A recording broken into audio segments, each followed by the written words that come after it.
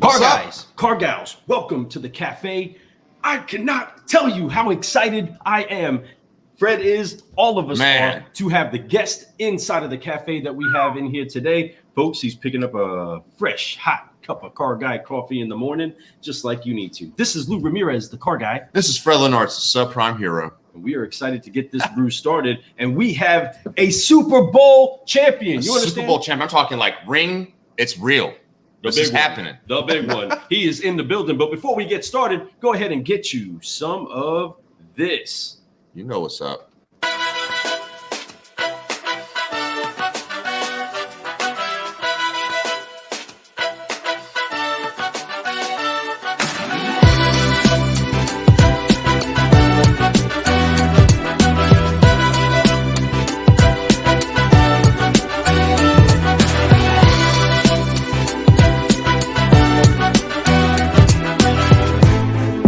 He had forced it over and was trying to fly.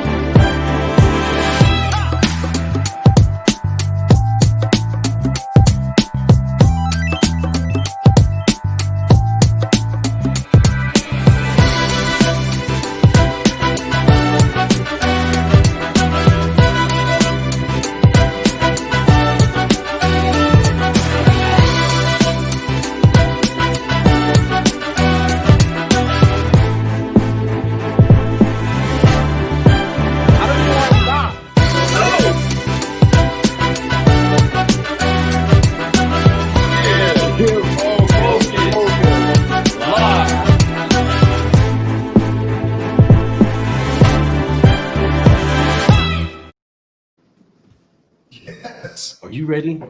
Car guys. Hey, wow. Car guys. Are you ready? I'm ready. I'm so ready. So totally check this ready. out. When we say we have a Super Bowl champion that's in the cafe with us, right? Yeah. All that I know is that that's all that I'm going to keep saying, because if I was a Super Bowl champion, that would be the introduction I always have. Hi, how you doing? I am Super Bowl champion Lou Ramirez. Right? That's how I would stretch my hand across. Right? Hey, I'm not gonna lie. You're not lying, man. I mean, I already. I totally would. I'm just the subprime hero. I'm Fred, the subprime hero. Hey, how you doing? I won a Super Bowl. Thanks. Nice to meet you. All right, great.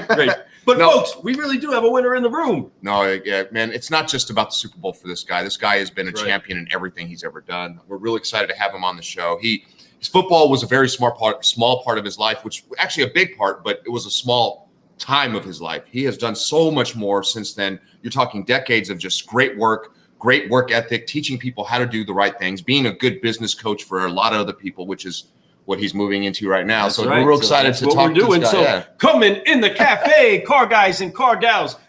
We can't have an introduction bigger than the NFL and how they let you come into a stadium, but let us welcome David Gambo. Yes. What's up? Man, we are so excited to have you on the show. You know, it's not just the Super Bowl that you won that made you anything special. What makes you special is what you've done since the Super Bowl. Right. You didn't just stop and say, hey, that's all I need. You've done nothing but build your life up. So we're so excited to share your story, so excited to talk about a lot of things. So thank you for coming here this morning and taking your time with us. Fred, Lou, I appreciate you guys giving me some time. I'm excited. The energy that you guys have just displayed this morning is outstanding, and I'm ready to rock and roll this morning.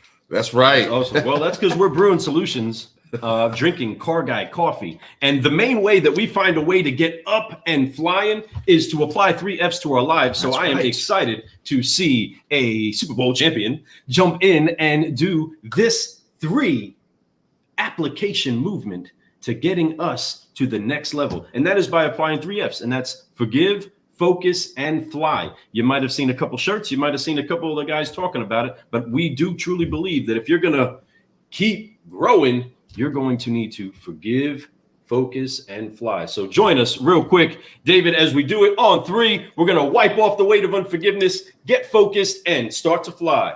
1, 2, 3. Forgive, focus, and fly. Here we go. Right. We are ready.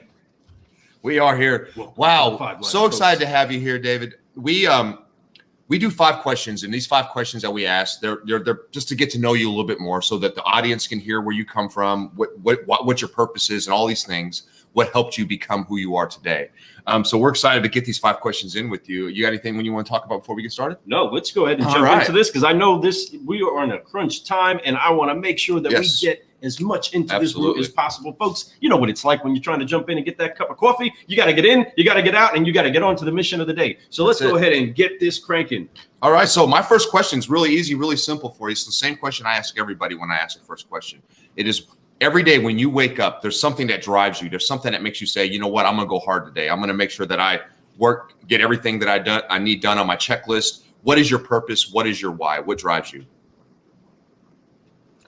Great question, Fred. My why is the fear of failure. Oh.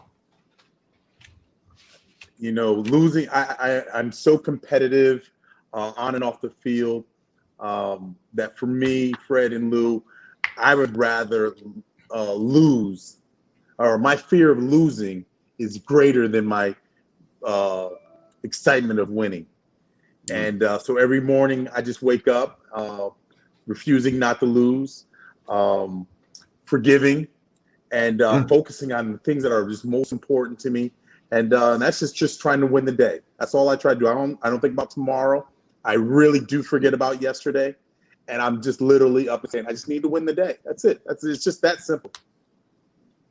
There's no doubt. And I love that purpose. That's a lot what drives me, is that I like to get up, and I like to I'm driven that way. I'm very similar. And I know Lou's very similar to that. You know, everybody has a million different things that they could use as a why. We could use tiny things. We could use like, oh, I could sit here and go, man, I want to do this for my son. I want to do this for my wife. But really what it is that I want to win.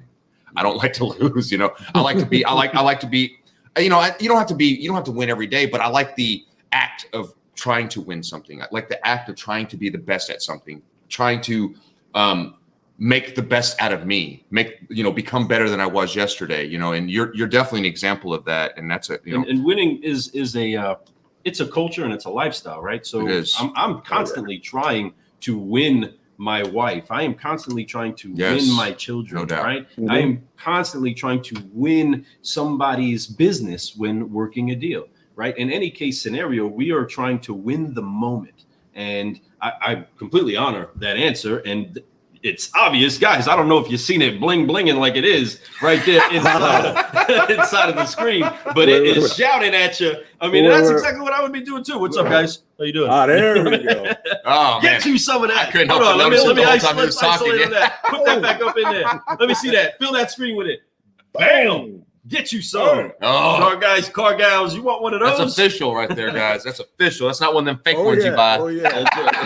You don't find these in the Cracker Box jocks. No, sir. That's well earned, man. That is so awesome. And I know the stories. You know, we had a great opportunity to sit down and on the Think Tank last Thursday, Justin Searle and Derek Perez, they put together a great thing every week. And you were on there. You were the featured guest. And the stories you told were amazing.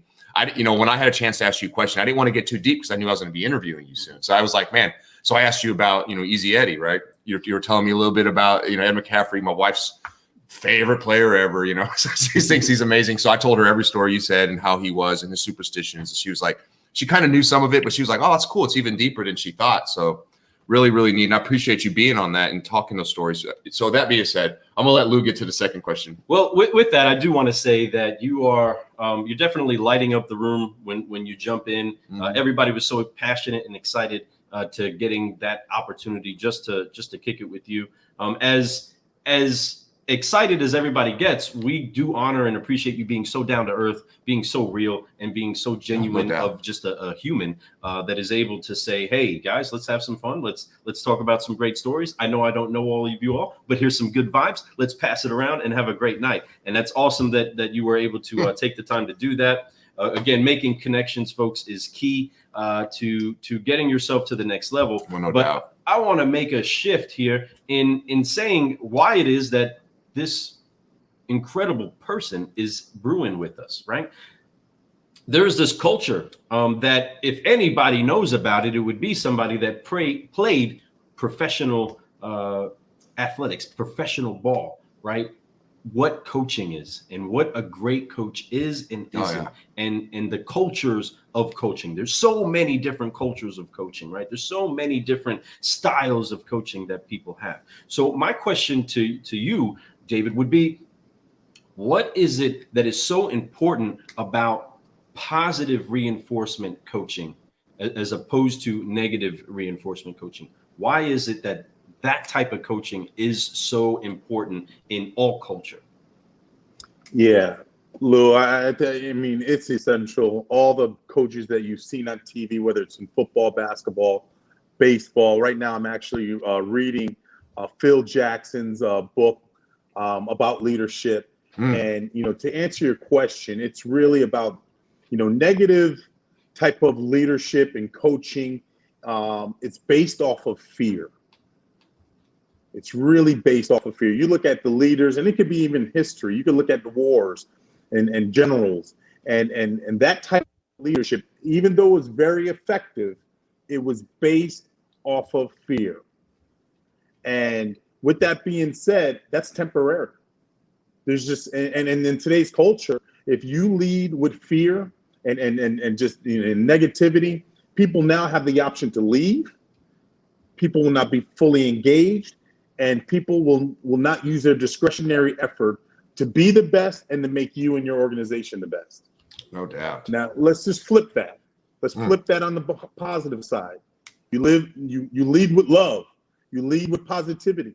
You lead with integrity. And you lead with all these positive things. Guess what? You have that same individual that would die for you, right? Bleed for the company. To give the discretionary effort. Recommend a friend or a family. And you know what? And where I always talk about, they'll spend their own money in the product that they actually serve. So that's the thing that really separates a great leader from a poor leader. And they're not leading by fear. They're leading with influence. And that's huge. That's huge in today's market. We start looking at our audience, millennials, and our workforce. Boom. They have so many different things at their fingertips that they'll make a choice on their own. And people don't join companies, or I should say, people join companies because of the brand, right? They leave companies because of leadership. Wow, that is. I love that. So true. It's That facts. so That's. true. I mean, That's facts.